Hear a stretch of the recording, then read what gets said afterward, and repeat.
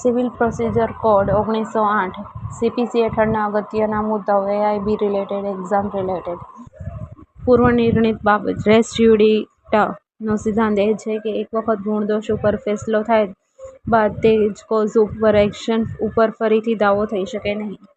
Next, પૂર્વનિર્ણિત બાબત race જ્યુડિકેટાનો સિદ્ધાંત એટલે કે જે બાબતનો ફેસલો થઈ ચૂક્યો છે તે બાબત. પૂર્વનિર્ણિત બાબતનો સિદ્ધાંતનો ઉપયોગ કરીને ન્યાયાલય પૂરા થઈ ગયેલા કેસોના પક્ષકારોને થતો અન્યાય અટકાવે છે તથા ન્યાયાલયની પદ્ધતિનો દુરુપયોગ પણ અટકાવે છે. નેક્સ્ટ, પૂર્વનિર્ણિત બાબતનો સિદ્ધાંત એ પ્રતિબંધના સિદ્ધાંતનો એક પ્રકાર છે. નેક્સ્ટ, પૂર્વનિર્ણિત બાબતની દલીલ ખાસ રીતે રેકોર્ડ લાવવી જોઈએ. નેક્સ્ટ, પૂર્વનિર્ણિત બાબતનો સિદ્ધાંત એ જાહેર નીતિ અને ખાનગી હિત ઉપર આધારિત છે. નેક્સ્ટ, પૂર્વનિર્ણિત બાબતનો સિદ્ધાંત એ બજવણીની કાર્યવાહીઓમાં લાગુ પડે છે. નેક્સ્ટ, રેસ સબજ્યુડિસ બાદ દાવાની ટ્રાયલ ઇન્સાફી કાર્યવાહીને નડે છે.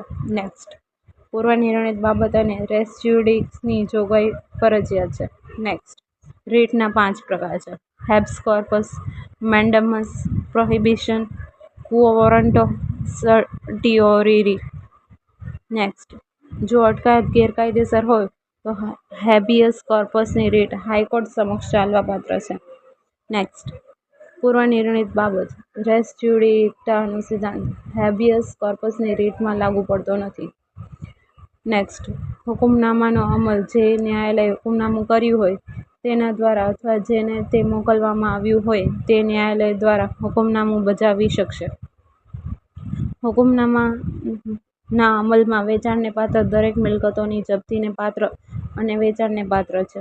સાક્ષીની જુબાની લેવા માટે, સ્થાનિક તપાસ કરવા માટે, હિસાબો સરભર કરવા માટે, વિભાજન કરવા માટે, તપાસ હાથ ધરવા માટે, વેચાણ કરવા માટે, વહીવટી કામ કરવા માટે ન્યાયાલય કમિશન કાઢી શકશે. દીવાની ન્યાયાલય હુકમનામું બજાવવા માટે કમિશન કાઢી શકશે નહીં. કેવિએટ 90 દિવસ પૂરા થયા પછી અમલમાં રહેશે નહીં.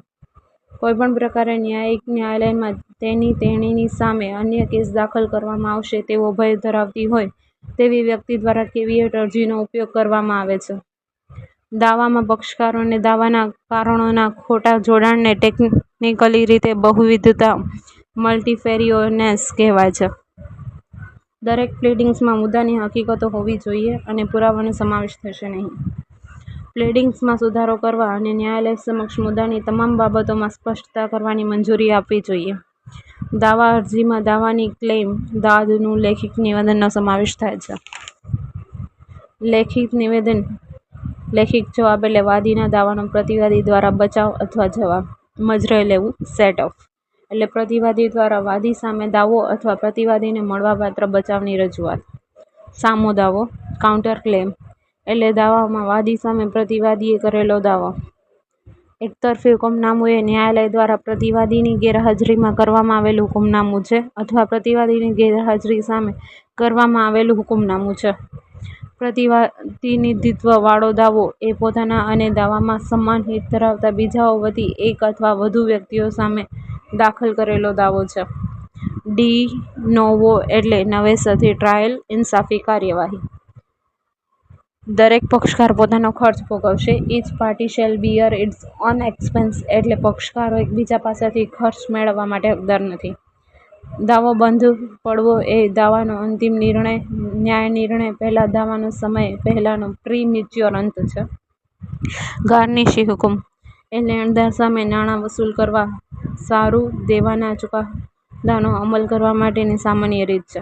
નિર્ધન વ્યક્તિ એટલે એવી વ્યક્તિ કે જે આવો દાવો માંડવાના દાવા અરજી માટે કાયદામાં ઠરાવેલી ફી ભરવા જેટલી પૂરતી રકમ હુકમનામાની બજવણી વખતે જપ્તીમાંથી મુક્ત રહે તેવી અને દાવાની વિષયવસ્તુ સિવાયની મિલકત સિવાય પૂરતી રકમ ધરાવતી ન હોય. મનાઈ હુકમ એ કોઈપણ વ્યક્તિઓને નિર્દિષ્ટ કરેલું કાર્ય કરતા મનાઈ ફરમાવવાનો ન્યાયિક ઉપાય છે. અપીલ અરજીપત્ર રૂપે કેસના પક્ષકાર અથવા તેના વકીલ દ્વારા સહી કરેલું હોવું જોઈએ. જો કેસ મહત્વના કાયદાનો પ્રશ્ન સમાયેલો હોય તો પ્રથમ અપીલ ન્યાયાલયના એકતરફી હુકમનામા ચુકાદા સામે પણ બીજી અપીલ દાખલ કરી શકશે. રિસીવર એક સ્વતંત્ર અને નિષ્પક્ષ વ્યક્તિ છે જેને ન્યાયાલય દ્વારા વહીવટી સંચાલન માટે નિયુક્ત કરવામાં આવે છે. જે દાવામાં સમાવિષ્ટ તકરારી મિલકતનું રક્ષણ કરે છે અને જાળવણી કરે છે. રિસીવર ન્યાયાલયનો અધિકારી છે. સિવિલ પ્રોસિજર કોડમાં કામચલાઉ મનાઈ હુકમ આપવાની જોગવાઈ છે. પ્રતિવાદી જ્યારે કરાર ભંગ અથવા બીજા કોઈ પ્રકારનું નુકસાન કરે તેમ હોય ત્યારે કામચલાઉ મનાઈ હુકમ મંજૂર કરી શકાય છે. આ રીતે કેટલાક સીપીસી રિલેટેડ અગત્યના મુદ્દાઓ છે જે AIB એક્ઝામ રિલેટેડ છે. Thanks for the watching.